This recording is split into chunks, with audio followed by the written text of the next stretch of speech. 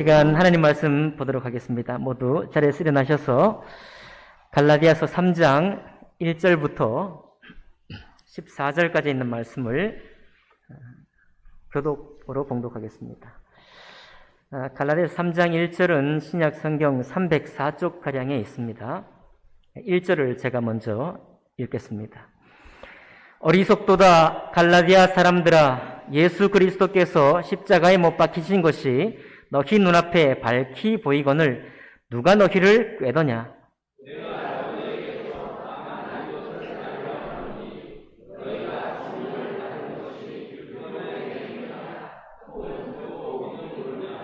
너희가 이같이 어리석으냐? 성령으로 시작하였다가 이제는 육체로 마치겠느냐?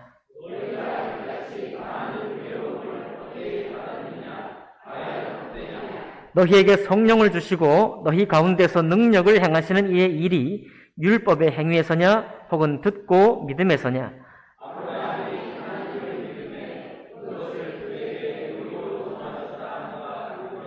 그런즉 믿음으로 말미암은 자들은 아브라함의 자손인 줄 알지어다.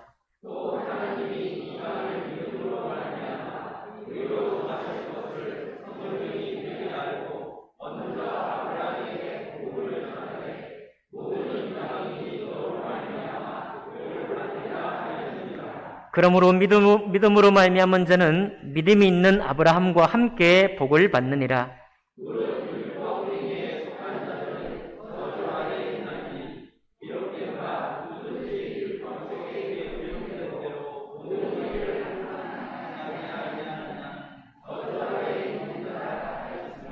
또 하나님 앞에서 아무도 율법으로 말미암아 의롭게 되지 못할 것이 분명하니 이는 의인은 믿음으로 살리라 하였습니다.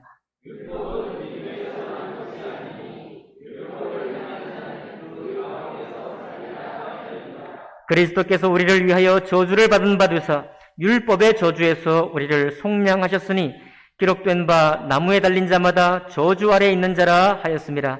이는 그리스도 예수 안에서 아브라함의 복이 이방인에게 미치게 하고 또 우리로 하여금 믿음으로 말미암아 성령의 약속을 받게 하려 함이라. 아멘.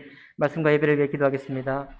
살아계신 하나님 아버지, 성경에 이 말씀을 기록하실 때도 성령으로 감동하셨사오니 오늘 기록된 말씀을 읽고 나누는 이 시간에 동일한 성령께서 우리 마음속에 역사하여 주셔서 이 말씀 깨닫게 하시고 이 말씀이 우리의 말씀 되게 역사해 주옵소서.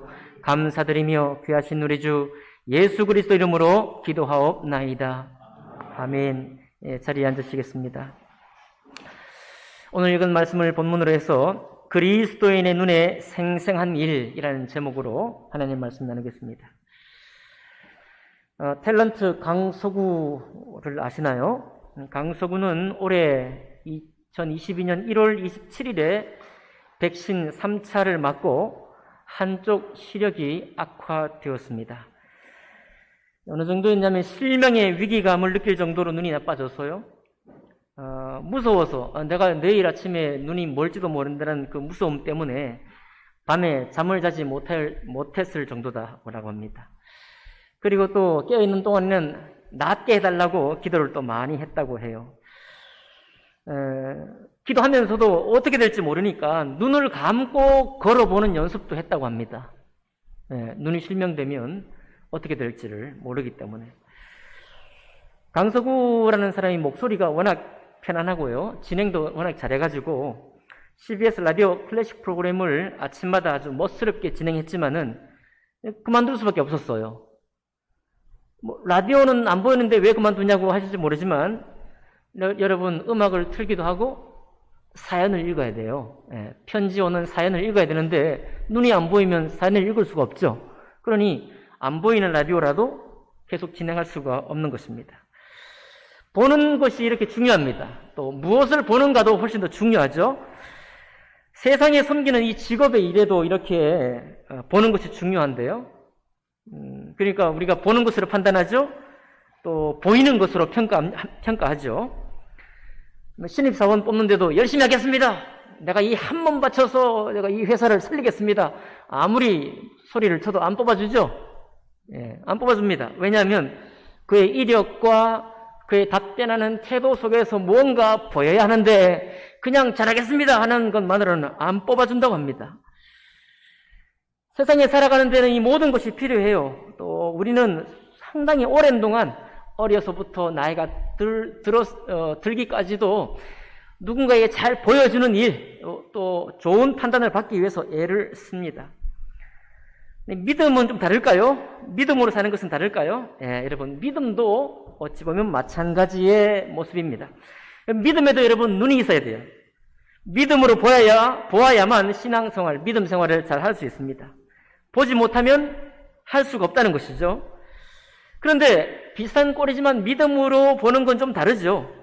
왜냐하면 믿음의 눈으로 보아야 할 일, 특별히 하나님이 보게 하셔야만 보게 되는 일이 믿음의 일이거든요. 하나님이 보게 하셔야만 우리가 볼 수 있어요. 그러면 믿음의 눈에 보여야 할 것은 무엇일까요? 오늘 말씀은 정확히 우리에게 말씀해 주고 있습니다. 예수 그리스도께서 십자가에 못 박히신 것을 밝히 보아야만 신앙생활이 제대로 간다, 제대로 된다라고 우리에게 말씀해 주고 있습니다. 한번 볼까요? 3장 1절 보니까 어리석도다 갈라디아 사람들아 하고 말하고 있습니다. 여러분과 제가 은혜를 받으려면 사도 바울이 이렇게 오늘 기도에 담대히 목사님 말씀 전하시라고 했는데 사도 바울이 얼마나 담대합니까? 앉아있는 사람들이 갈라디아 성도들이에요. 갈라디아 성도들에게 뭐라고 하는가 하면 이 어리석은 사람들아 라고 말하는 것입니다. 여러분과 제가 은혜를 받으려면 어떻게 되느냐? 바로 어리석은 사람들이 나다 이렇게 생각해야 되거든요. 같이 한번 따라서 해보시겠습니까? 어리석은 사람, 어리석도다. 성포 성도 침례교회 사람들아. 화나십니까? 아침에 예배드리러 왔는데 갑자기 분하십니까? 예, 그래야 은혜가 돼요. 사도 바울이 담대하게 갈라디아 사람들을 자리에 앉혀놓고 이렇게 말하는 데는 필경 확실한 주님의 이유가 있다는 거죠. 또 이 말씀을 갈라디아서에 기록하고 우리에게 읽게 하고 들려줄 때는 우리도 동일한 은혜와 동일한 문제에 봉착해 있다는 것을 말씀해 주고 있는 것입니다. 여러분 잘하셨습니다. 어리석도다 성포교회 성도들아 이렇게 말하는 것입니다. 어리석은 이유가 뭐냐니까 예수 그리스도께서 십자가에 못 박히신 것이 너희 눈앞에 밝히 보이거늘 누가 꾀더냐? 곧 우리가 생생히 바라보아야 할 것을 보지 못하고 엉뚱한 것을 지금 주목하여 바라보고 있다는 사실입니다. 엉뚱한 것을. 여러분, 유대인들, 특별히 갈라디아 교회 속에 있는 유대인 그리스도인들이 이런 일을 하고 있는데요. 왜 그러냐? 유대인 그리스도인이 이방인 그리스도인이 들어오는 걸 보고 처음에는 좋다가도 나중에 경쟁 상대처럼 느끼는 겁니다. 야, 저 사람이 우리와 한 팀이 될 수 있나? 저 사람이 우리와 한 족속, 믿음의 계통의 하나가 될 수 있느냐? 생각해보니까 억울한 생각이 드는 거. 우리는 아브라함의 후손이고, 그리고 아브라함의 후손인 징표까지 받아서 할례까지 받은 사람들이고, 너네들은 우리와 조상도 다르고, 하나님의 약속 속에 할례라는 약속도 받지 않았는데, 어떻게 우리와 한 팀이 되고, 한 교회에서 같은 성도가 될 수 있느냐? 갑자기 생각이 확 올라오는 겁니다. 그러니까 처음에 이 사람들이 주님을 바라보지 못했던 게 아니에요. 주님을 바라봤지만 누가 너희를 꾀더냐 이렇게 말하고 있죠. 신앙생활 하다가 우리의 생각을 꾀어가는 겁니다. 마귀가 우리의 마음을 꾀어가듯이 정상적으로 주님의 은혜를 바라보던 사람들이 엉뚱하게 이방인들을 향하게 되고 그 속에 우리의 문제를 보게 되고 그때부터는 이방인들에 대한 문제만 보이고 뭐가 안 보여요? 예수 그리스도의 십자가로 우리가 거듭난 사람이라는 것이 보이지 않게 된 것입니다. 여러분 참 이게 어리석어 보이지만 얼마나 우리와 닮았습니까? 우리도요, 우리의 마음을 빼앗아가는 게 얼마나 많은지 모릅니다. 저는 요즘 하나님 앞에 너무 감사해요. 저의 마음을 빼앗아가는 일이 별로 없어갖고. 그렇지만 이건 하나님의 은혜예요. 제가 믿음이 좋아서가 아니라 경쟁 상대를 저에게 붙여서요, 제가 도대체 넘을 수 없는 사람, 제가 초등학교 때 말이죠. 그 친구가 지금 교수하고 있습니다. 넘을 수 없는 벽이에요. 평생 넘을 수 없는 벽이에요. 그런 사람이 내가 정말 믿음을 잘 산다고 내로라 하고 신앙생활 하는데 갑자기 나타나셔갖고 내가 살아온 믿음을 아주 약간 부끄럽게 만들려고 그런 사람이 있다고 해봐요. 잠깐 머물렀다 가는 게 아니라 계속 우리와 함께 하겠대요. 아이고, 그때부터 내가 포로가 되는 겁니다. 여러분, 지금 만약에 저에게 그런 분이 찾아온다고 해도 저도 포로가 될 거예요. 우리 육체는 다 똑같기 때문에 그렇습니다. 믿음이 있다고 그냥 이 믿음이 그냥 되는 게 아니에요. 여러분, 우리의 믿음은 전적으로 시작할 때도 하나님의 은혜고 지금 나의 이 믿음이 옳게 평가받고 주님 앞에 든든히 서 있음도 하나님의 전적인 은혜입니다. 그런데 지금 유대인들이 그 은혜를 잠깐 잊어버리는 거예요. 잠깐이 아니라 상당히 깊이 놓쳐버리고 있는 것입니다. 그것을 사도 바울이 지적하는 거거든요. 누가 꾀더냐 너희를, 그러면서 말합니다. 내가 너희에게 말하느니 너희가 성령을 받은 것이 율법의 행위로냐 듣고 믿음으로냐, 2절이죠. 너희가 지금 구원받고 하나님의 자녀가 되는 것이 너희가 정말 믿음의 율법을 잘 지켜서 유대인으로 태어났기 때문에 여기 거듭난 사람이 되었느냐, 아니면 듣고 믿어서 된 거냐. 3절입니다. 이같이 어리석으냐, 또 말하고 있죠. 이같이 너희가 어리석으냐. 성령으로 시작했다가 이제는 육체로 마치겠느냐 이거예요. 하나님의 은혜, 예수의 영의 도움과 성령의 은혜와 성령의 우리가 믿을 수 있는 문을 열어주신 은혜가 우리를 낳았는데 시작은 성령으로 했다가 다시 율법으로 돌아가겠느냐, 다시 구약으로 돌아가겠느냐, 다시 육체의 행위로 돌아가겠느냐라고 말하고 있는 것입니다. 그러면서 4절에 말하고 있죠. 너희가 이같이 많은 괴로움을 헛되이 받았느냐, 과연 헛되냐라고 말하고 있습니다. 예, 우리 번역에는 이같이 많은 괴로움이라고 그랬는데요, 여기에 두 가지 뜻이 있습니다. 많은 괴로움이라기보다는 하나님의 은혜를 받고 주님의 은혜가 되는 일, 그런 일도 포함되어 있습니다. 그냥 신앙의 박해만 있는 게 아니라 성령으로 시작했을 때 우리가 받은 은혜가 있어요. 어디서 할 수 있는가 하면 5절에서 할 수 있습니다. 너희가 성령을 주시고 너희에게 성령을 주시고 너희 가운데서 능력으로 행하시는 이의 일이, 이라고 했습니다. 여러분, 우리가 믿은 것도 주님의 은혜지만 믿은 후에 하나님의 은혜를 맛보았어요. 성령을 우리에게 주실 뿐만 아니라 성령이 능력으로 행하시는 일을 우리가 목격했습니다. 어떤 분은 술과 담배를 즉시 끊는 은혜가 있었고요. 그렇지 않습니까? 어떤 사람은 세상에 정말 빠졌던 일에서부터 온전히 돌아와서 하나님의 일에 헌신한 사람이 있습니다. 어떤 분들은 많은 곤란과 어려움을 겪고 그 어려움이 끝나기도 전에 주님의 은혜를 다시 회복한 분도 계십니다. 그렇죠? 또 우리의 풀리지 않은 숙제, 믿지 않을 때도 풀리지 않는 숙제가 풀린 적이 있지만 믿고 난 이후에 우리의 삶이 얼마나 순탄하고 순적해진 적이 있습니까? 다 그것이 내가 잘했은가요? 내가 정말 하나님 앞에 잘했기 때문에 은혜를 받은 것인가요? 아니죠. 이 모든 은혜와 때로는 믿음에서 난 괴로움도 성령으로 받은 것이다 이거예요. 성령으로. 이 말을 하고 있는 사도 바울의 심령이 너무나 절절한 겁니다. 사도 바울이 또 그 짝이었거든요. 여러분, 사도 바울이 사울이 있을 때 어땠습니까? 율법을 지켜서 하나님 앞에 가까이 가려고 했던 사람이잖아요. 율법의 행위를 누구보다도 더 철저하게 지켜서 하나님 앞에 가려고 했습니다. 살기가 등등하게 말이죠. 예수 믿는 사람 잡아 가두면서까지 하나님 앞에 가까이 가려고 했던 사람이 사도 바울입니다. 그런데 그때 왜 사도 바울이 살기가 등등했느냐? 율법의 저주 아래 있었기 때문이에요. 사도 바울이 나중에 고백합니다. 내가 말씀을 지키려고 율법 안에서 정말로 행위를 옳게 해서 하나님 앞에 가까이 가려고 했더니 내 속에 있는 탐심, 이 탐심은 어찌할 수 없었노라. 오늘날 말이 이기심이라고 번역할 수 있을까요? 내 속에 있는 이 이기심을 도대체 어떻게 할 수 없었다라고 말해도 될까요? 예, 됩니다. 율법의 행위를 더 열심히 하면 할수록 하나님 앞에 더 선한 행위를 하면서 나아가기를 원하면 원할수록 오히려 우리 마음속에 적대감이, 나와 함께하지 않은 사람들을 향한 미움이, 시기와 질투가 내 속에 가득해진다는 사도 바울의 고백입니다. 그런데 그가 율법의 행위를 너무 열심히 했기 때문에 은혜를 받았을까요? 혹시 우리 가운데는 그런 분들도 계셔요. 저도 어떤 부분은 동의합니다. 사도 바울이 그렇게 열심히 했기 때문에 하나님이 은혜를 줘가지고 믿음에 더 열심을 내게 했지. 예, 그건 맞아요. 그러나 여러분, 사도 바울이 하나님 앞에 열심히 했기 때문에 주님의 은혜를 준 게 결코 아닙니다. 만약 그렇게 말한다면 사도 바울은 여전히 율법으로 태어난 사람이 되는 거예요. 아닙니다. 그가 율법을 열심히 잘 지켰기 때문에 하나님 앞에 저 선한 일을 하려고 했기 때문에 은혜를 받은 것이 아니라 오직 예수 그리스도가 나타나고 그의 말씀을 듣고 그가 믿었기 때문에 은혜를 받은 것입니다.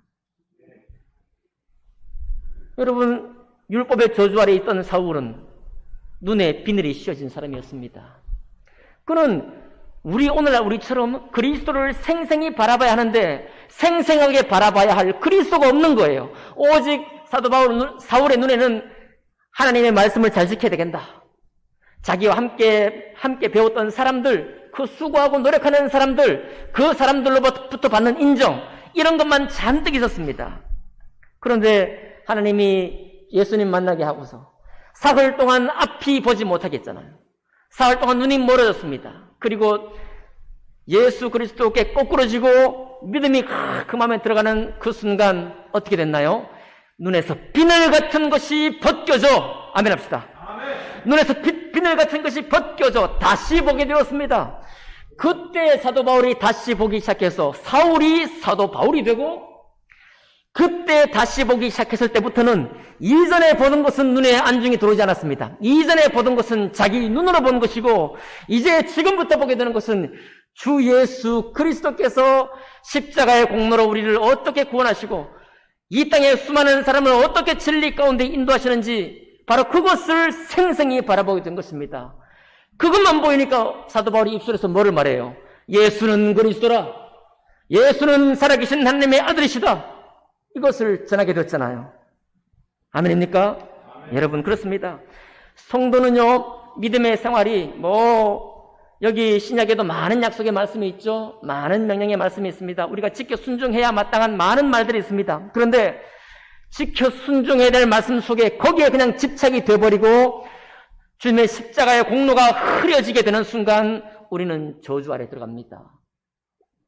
번역하면 우리 마음에 기쁨이 사라져요.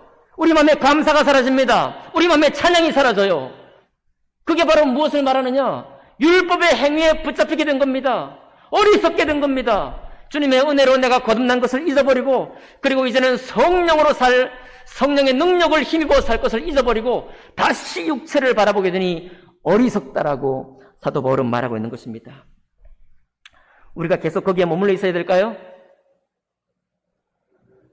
주님이 우리의 눈에 비닐을 벗겨내셨는데 다시 비닐을 찾아가지고 끼워내야 될까요? 여러분, 그 비닐을 다시 주워서 끼울까요? 원치 않으시죠? 네. 벗겨진 비닐은 불살라버리면 됩니다. 이제는 생생하게 예수 그리스도의 십자가를 바라보면서 그분의 은혜가 내 속에 무슨 일을 하셨는지, 그분의 은혜가 나를 지금까지 어떻게 인도하셨는지 그것을 감사하면서 주님을 높이고 지체들을 사랑하면서 살아가는 것입니다. 그런데 여러분, 이 유대인 그리스도인의 생각 속에 얼마나 이 완악함이 뿌리 깊은지, 이만하면 그냥 돌이켜 와야 되는데 안 와요. 완악함이 뿌리가 깊어요, 얕아요? 완악한 게 뿌리가 깊어요. 사도 바울이 한마디 더 합니다. 어디서 그러냐면 6절 보실까요? 같이 한번 읽어보시겠습니다. 시작. 아브라함이 하나님을 믿음에 그것을 그에게 의로 정하셨다 함과 같으니라. 유대인의 자존심의 끝, 유대인들의 자존심의 시작이 뭐냐면 우리는 아브라함의 조상이다 이거예요. 조상이 아니죠. 아브라함의 자손이다 이거예요. 우리가 아브라함의 자손이 되었고 아브라함 언약을 통해서 우리가 하나님의 친백성이 되었는데, 그때 그 시작이 이미 우리가 아브라함이었고, 아브라함이 바로 우리의 믿음의 조상이니 너희는, 이방인 너희 조상이 누구냐 이거예요. 너희 조상이 아브라함이냐? 아니지 않느냐 이겁니다. 우리만이 아브라함의 조상이 아니냐라고 말하는 겁니다. 그래서 유대인들이 족보를 중히 여기고 가문을 중히 여기고 우리의 뿌리가 어디냐, 우리의 조상이 누구냐, 여기에 집착해 있는 겁니다. 그럴 때 사도 바울이 뭐라고 하는가 하면, 맞다, 여러분들은 아브라함이 조상이고 아브라함의 후예이고 아브라함의 약속이 여러분의 것이고 할례를 받아 하나님의 언약 백성이 되었지만은 그러나 그 전에 6절입니다. 아브라함이 하나님의 자녀가 된 것, 아브라함이 하나님의 은혜를 입은 것이 무엇 때문이냐 이거예요. 할례 때문이냐? 아니라는 겁니다. 그게 뭐냐면 아브라함이 하나님을 믿었기 때문이라는 거예요. 여러분, 믿음이 이렇게 중요합니다. 듣고 믿음으로냐? 예수 그리스도를 우리의 죄에서 구속하시고 우리를 하나님의 친백성 삼기 위해서 십자가에 죽으신 이 사실을, 이 은혜를 듣고 믿는 자는, 믿은 사람은 그 순간, 그 즉시로 하나님의 자녀가 됩니다. 무엇 때문인가요? 여러분과 저는 아무도 아브라함이 우리 조상이 아닙니다. 여러분과 저는 신앙의 이로 할례를 받은 사람도 아무도 없어요. 우리도 똑같이 갈라디아 성도의 가운데 있던 이방인 그리스도인처럼 우리도 이방인 그리스도인입니다. 어떻게 우리가 하나님의 자녀가 됩니까? 남의 하나님의 그 비밀이 6절입니다. 아브라함이 하나님을 믿음에 그것을 그에게 의로 정하셨다 합니다. 그런즉 7절입니다. 믿음으로 말미암은 자들은 아브라함의 자손인 줄 알지어다. 여기 이쪽 반은 유대인 그리스도인, 이쪽 반은 헬라인 그리스도인이에요. 헬라인 그리스도는 너무 기뻤겠죠. 이 말을 들으면. 야, 믿음으로 말미암은 자들은 아브라함의 자손이다. 유대인 그리스도인들은.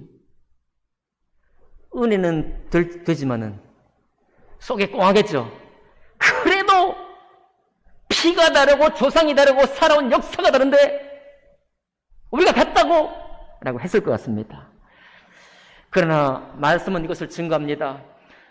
율법이 오기도 전에 아브라함에게 할례라는 약속을 하기도 전에 주님은 말씀하시기를 아브라함이 하나님을 믿음에, 하나님의 은혜를 믿음에, 하나님의 약속의 말씀을 믿음에 그것을 그에게 의로 정하셨다. 예수 그리스도께서 죄 가운데 죽을 수밖에 없는 우리를 위해서 십자가에 죽으시고 죄값을 다 담당하시고 저주를 대신 받으시고 그리고 우리를 하나님의 자녀로 삼으셨다는 사실을 듣고 믿은 사람은 하나님의 자녀입니다. 뿐만 아니라 이방인들이 지금 여기 유대인들이 아직도 여전히 꽁하고 있죠? 그럴 때 8절에 또 말합니다. 하나님이 이방을 믿음으로 말미암아 의로 정하실 것을 성경이 미리 알고 먼저 아브라함에게 복음을 전하되 모든 이방인이 너로 말미암아 복을 받으리라 하였느니라. 창세기 12장 3절의 약속이에요. 아브라함 언약의 약속입니다. 세 번째예요. 너를 축복하는 자를 내가 축복하고 너를 저주하는 저주하리라. 그러나 모든 이방이 너로 말미암아 뭘 받으리라? 복을 받으리라. 아마 유대인들은 이렇게 읽었을 거예요. 그렇지, 우리가 하나님의 1등 자녀지. 그러니 우리가 특별히 구별되고 우리가 살아서 우리가 너네들에게 복을 조금 흘려줄 거야. 이렇게 읽었을지 모릅니다. 그러나 바울은 그것을 그렇게 읽지 않고요. 처음부터 아브라함이 너희의 믿음의 조상이 된 그때부터 오늘날 이방인이 예수 믿고 그리스도인 된 이것을 약속했다라고 말하고 있는 거예요. 처음부터 아브라함이 우리 믿음의 조상이라고 할 그때부터 하나님은 이방인을 예수 믿는 믿음으로 하나님의 자녀로 택할 것을 말씀하셨다는 것입니다. 이제 마음이 좀 흔들리겠죠? 유대인들 그리스도인들 마음이 좀 흔들리겠죠? 야, 그런가? 우리는 혈통이 있고 씨가 중요하고 우리의 역사가 중요하고 이스라엘이 중요한데 정말 그런가? 했을 것 같습니다. 그럴 때 사도 바울이 다시 한번 말합니다. 어디 나온가요? 우리 9절 봅시다. 9절. 10절 봅니다. 10절. 10절 보니까요. 무릇 율법 행위에 속한 자들은 저주 아래에 있나니 기록된 바 누구든지 율법책에 기록된 대로 모든 일을 항상 행하지 아니하는 자는 저주 아래에 있는 자라 하였습니다. 여러분, 그럼 믿고 듣는 게 중요한데 뭘 믿는 거예요, 우리가? 예수 믿는 거죠. 예수 믿는 건데 정확한 내용이 뭡니까? 예수 믿는다는 정확한 내용이 뭐예요? 내가 내 선함 가지고 나의 올바름 가지고 그리고 성경 말씀을 쫓아서 이 말씀을 정말 열심히 순종해서 하나님께 가고자 하는 그렇게 살게 되면 율법 아래에 있다는 것을 알아야 하는 것입니다. 율법책에 기록된 대로 모든 일을 항상 행하지 아니하는 자는 저주 아래 있는 자라. 나는 우리 자녀들에게 너무 잘했습니다. 나는 우리 회사 직원들에게 너무 잘했습니다. 그렇지만 우리 부모님에게는 잘못했습니다. 저주 아래 있는 사람이에요. 나는 우리 부모님에게는 잘했습니다. 나는 우리 자녀에게도 잘했어요. 그러나 난 이웃에게 잘못했습니다. 저주 아래 있는 사람입니다. 왜 그래요? 하나님의 말씀이 전부를 다 말씀하고 있는데 여러분 어렵지 않죠? 하나님 말씀이 모든 말씀을 말하고 있습니다. 이웃에 대해서, 나 자신에 대해서, 부모에 대해서, 직장 상사에 대해서, 부하 직원에 대해서, 이 세상에 대해서 수많은 말씀을 하고 있어요. 그런 것 중에 우리는 때를 따라 어떤 때는 이것을 집중하고 저것을 놓칩니다. 또 다른 때는 저것을 집중하고 또 이것을 놓쳐요. 우리 모든 것 사람이 다 똑같습니다. 분명히 내가 잘하는 어떤 것이 있는 반면에 어떤 것은 반드시 놓치게 되어 있습니다. 그러니 이것으로는 주님 앞에 의롭다 칭함받고 저것으로는 율법의 저주를 받게 되니 나는 어떤 사람인가요? 나는 축복의 사람인가요? 저주의 사람인가요? 저주 아래 있다는 것입니다. 이 말이. 항상 말씀을 잘 지켜서 올바른 행실로 내가 주님께 나아가려고 했다면 저주 아래 있는 사람이라는 거예요. 이거 누가 말하는 거예요 지금? 갈라디아서 누가 썼습니까? 사도 바울이 썼거든요. 사도 바울은 지금은 너무 절절한 겁니다. 내가 우리 베냐민파 중에 베냐민이요, 유대인 중에 유대인이고 내보다 나이가 많은 사람보다 훨씬 더 이 율법을 다 세세하게 지키기 위해서 말씀을 연구하고 말씀대로 살려고 나를 복종시키기도 하고 그렇게 살았다는 겁니다. 그렇게 살았을 때 결과가 뭐냐? 결론이 마음에 평강이 없고 눈에 눈빛이 살기는 등등해지고 감사가 사라지고 찬양이 없는 그런 인생이 되었다는 겁니다. 갈라디아 성도 여러분, 성폭교의 성도 여러분, 왜 그런 쪽으로 다시 돌아가느냐? 왜 그렇게 어리석은 쪽으로 돌아가느냐라고 말하고 있는 것입니다. 거기서는 빠져나올 길이 없는 것입니다. 헤어나올 수 있는 길이 없는 거예요. 뭐라고 합니까? 11절에 하나님 앞에서 아무도 율법으로 말미암아 의롭게 되지 못할 것이 분명하니 뭐하니? 분명하니. 그러므로 그래서 사도 바울이 다른 말씀에 이 말씀했잖아요. 그러므로 자랑하라 할 자들은 그리스도 예수 앞에서 자랑하라. 아멘. 맞죠? 우리는 다른 성도 앞에 자랑할 것이 있습니다. 나 자신에게 다른 사람에게 자랑할 것이 있어요. 그러나 예수 앞에서 자랑하라. 그렇게 말한 이유가 바로 여기 있습니다. 아무도 그렇게 율법으로는 의롭게 되지 못할 것이 분명하니 이는 의인은 믿음으로 말미암아 살리라. 강서구가 어떻게 됐을까요? 강서구가 눈이 멀 것이 두려워서 눈 감고 걸어보기도 했고 낫게 해달라고 기도도 했고 그리고 무서워서 잠도 못 자고 했는데 그 라디오 프로그램을 중도에 하차했습니다. 근데 주님 은혜가 뭐냐면 하차하고 몇 주 안 지나가지고 눈이 다 회복돼 버렸어요. 별로 신통찮은 이야기죠? 몇 주 안 되고, 내려놓고 몇 주 안 돼가지고 다시 회복됐습니다. 그러면 라디오 프로그램 다시 진행할 수 있죠? 안 해요. 강서구의 고백이 뭐냐? 내가 눈이 그대로 성하게 있었으면 이 라디오 프로그램을 계속 했을 것인데, 하나님이 뭐가 있다? 뜻이 있어요. 나는 하나님의 뜻을 기다린다. 다시 안 돌아갔어요. 그리고 지금은 배우의 생활을 그리고 몸된 교회를 통해서 섬기는 생활을 더 집중하기로 했다는 겁니다. 다시 보게 되었을 때 주님의 은혜를 강서구는 바라봤습니다. 여러분, 우리는 특별히 오늘 이 말씀 가운데서 예수 그리스도가 우리 눈앞에 생생하게 보여지기를 원합니다. 율법의 저주 아래서는 도대체 할 수가 없어요. 여기 여러분, 의인은 믿음으로 말미암아 살리라, 이 구절은 하박국에 나오는 구절이에요. 하박국의 성도들은 왜 이렇게 말씀을 하나님께서 말씀하셨는가?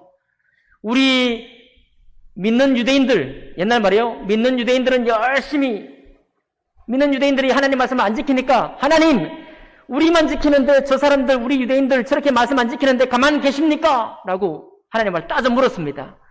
그리고 하나님이 응답해 주셨어요. 그 다음에 우리가 잘못된 것을 치는 건 알겠는데 우리보다 훨씬 더 어렵지 못한 바벨론이라는 저 민족을 들어가지고 우리를 치십니까? 라고 막 하나님을 또 따졌습니다. 답답해가지고. 하나님이 아무 일도 안 하시니까요. 그때 아무 일도 안 하시면서 주님이 아무 일도 안 하실 일이 있나요? 하박국이 기대하는 아무 일도 하지 않으시면서 이렇게 말합니다. 오직 의인은 믿음으로 말미암아 살리라. 그 말 듣고 하박국은 아무 일도 일어나지 않았는데도 사슴처럼 뛰어다니면서 하나님을 찬양합니다. 믿음입니다. 하박국의 믿음이에요. 오직 의인은 믿음으로 말미암아 살리라. 여러분, 우리가 예수 믿는다는 것이 무엇인지 다시 한번 우리가 확인해 보겠습니다. 13절입니다. 같이 읽겠습니다. 13절 시작. 그리스도께서 우리를 위하여 저주를 받은 바 되사 율법의 저주에서 우리를 속량하셨으니 기록된 바 나무에 달린 자마다 저주 아래 있는 자라 하였습니다. 믿으시는가요? 여러분, 우리는 그냥 웬만한 사람이었다가 더 나은 사람이 되기 위해서 예수 믿는 게 아닙니다. 우리는요, 우리가 예수 모를 때는 율법의 저주 아래에 빠진 사람입니다. 무언가를 대단히 열심히 하지만 다른 사람을 향한 적대감과 악의가 가득한 채로 살아온 사람이에요. 아무리 열심히 사는 사람도 세상에 뭐 돈도 받고 좋은 지위도 차지하지만 그 마음 속에는 하나님의 평화가 없습니다. 육신의 평화는 있겠죠. 어제 힘들게 일했는데 오늘 잘 자고 일어났으면 아침에 평안이 있을 겁니다. 일 없어도 평안하겠죠. 그러나 하나님의 평안이 없다는 말입니다. 하나님의 평안과 찬양이 없다는 거예요. 바로 우리가 율법의 저주 아래 있던 상태였다는 것을 기억하는 것이 중요합니다, 여러분. 그리고 특별히 여러분, 우리가 믿은 것은 하나님의 은혜예요. 이거 믿는 것이 그냥 믿어지는 게 아닙니다. 내가 믿고 싶다고 해서 믿어지는 게 아니에요. 우리 모두는 율법의 저주 아래 있는 사람이었습니다. 그리고 그것을 확실하게 누가 보여줬습니까? 예수님이 나무에 달려 저주 받으신 것을 우리에게 보여주신 거예요. 얘들아, 너희의 죄를 내가 담당하노니 율법의 저주 아래 있는 사람은 반드시 나무에 달려 죽을 것인데 내가 너희가 달려 죽을 그 저주를 받아, 대신 저주를 받아 나무에 달려 죽는다 라는 것을 보여준 거예요, 여러분. 십자가가. 여러분, 그러니까 우리 눈앞에 주님을 바라보지 못한 사람은요, 십자가가 뭘 말해줍니까? 그대로 있으면 우리가 저주 이렇게 받는다는 겁니다. 저주 아래 있다는 거예요, 여러분. 믿으십니까? 내가 저주 아래 있다는 것을 믿으십니까? 그 저주 아래 있던 사람이요, 사도 바울처럼 내가 저주 아래 있으면 안 되지, 말씀을 지켜야지, 예배를 드려야지, 헌금을 드려야지, 교회 봉사해야지, 아침 새벽 기도도 해야지, 막 이렇게 열심히 해가지고 하나님의 자녀가 될 수 있을까요? 없다는 거예요. 그게 무슨 말이냐? 율법의 행위로는 율법의 저주 아래 있는 사람을 건져낼 수가 없다는 겁니다. 오직 어떻게 해요? 예수께서 내 죄를 대신 받으셔서 십자가의 저주를 받으셨으니 내가 받을 저주는 없어졌노라. 그리고 저주만 없어진 게 아니라 깜짝 놀라 죄찔림 받고서요, 주님을 눈물로 그렇게 영접하고 이제 내게 다시는 저주가 없는구나. 내가 아무리 잘못해도, 내가 혹시 실수로 다른 사람에게 해를 끼쳐도 그 일 때문에 응당한 일은 받지만은 저주는 없는구나. 그것을 믿는 믿음이요. 두 번째, 그 믿음에서 건져내는 것이 내가 교회를 열심히 봉사해서 얻는 게 아니라 시간을 채우고 교회 예배 양을 채우고 기도의 분량을 채워서가 아니라 주님께서 다시 사흘 만에 부활하셔서 이 사실을 듣고 믿는 자가 성령의 은혜를 얻었다는 사실입니다. 사도 바울을 보십시오. 그가 열심히 수고했지만 율법의 저주에서 해방받지 못했습니다.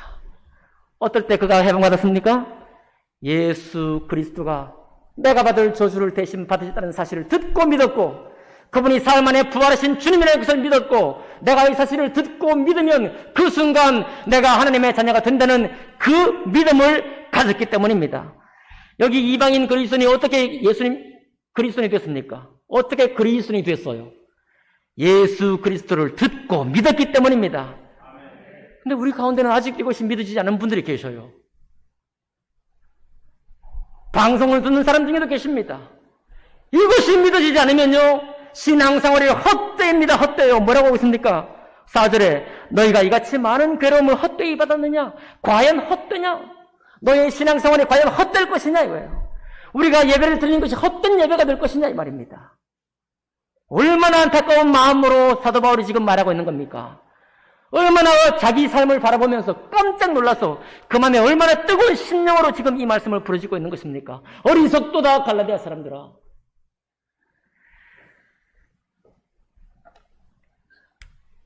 여러분, 그러나 우리가 고백할 수밖에 없는 것은 우리가 연약해가지고요. 아까도 말씀드렸지만 다른 것이 눈에 들어오면 생생히 바라보아야 할 예수 은혜가 휙 날아가 버립니다. 현실과 돈의 위력은 더 크게 다가오지만 십자가의 능력은 뒤로 사라져버리고 말아요. 이게 바로 육체에 입은 우리의 모습입니다. 저의 모습이고 여러분의 모습이에요. 그러니 우리가 서로 불쌍한 겁니다. 여러분, 우리가 서로 불쌍한 거예요. 여기 말씀 전하는 저는 그런 데서 쉽게 빠져나갈 수 있을 것 같습니까? 쉽게 못 빠져나가요. 한 번 딱 걸려들면 쉽게 못 빠져나갑니다. 한 번 모친이 고백했어요. 내가 믿고 사는 것이 내가 믿은 줄 알았더니 이 믿음, 내가 믿는 믿음조차도 주님이 주지 않으셨으면 믿지를 못한 것이었구나 고백했습니다. 여러분, 빠져나오시기 바라요. 제가 고생할 시간을 여러분이 대신 고생하고 계십니다. 예. 여러분의 고생, 저도 할 고생일 수 있어요. 될 수 있는 대로 속히 벗어날 수 있기를 바랍니다. 될 수 있는 한 그리스도의 평강 가운데로 옮기시기를 바라요. 이제 오늘 예배 후에 여러분과 저의 눈앞에 괴로움이 여전히 보이지만 한쪽 눈은 괴로움을 볼지라도 한쪽 눈은 생생한 십자가의 도, 예수 그리스도의 은혜, 하나님의 자녀 삼으신 그 은혜를 듣고 믿은 그 은혜 안에 계시기를 주님 이름으로 축복합니다. 기도하겠습니다.